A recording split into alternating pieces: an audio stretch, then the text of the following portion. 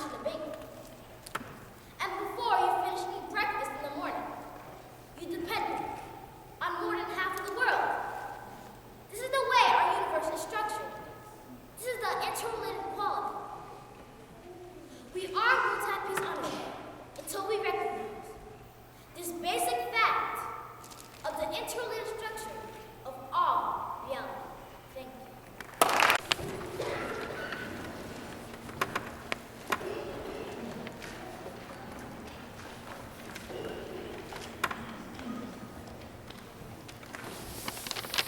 Good afternoon.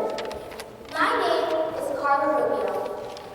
I'm a 5th grade student at St. Joseph's School, a peaceable school.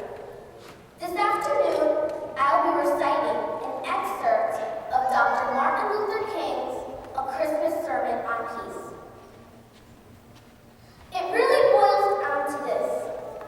All life is interrelated.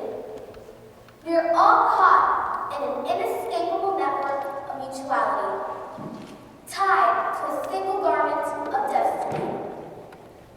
Whatever affects one directly affects all indirectly. We are made to live together because of the interrelated structure of reality. Did you ever stop to think that you can't leave for your job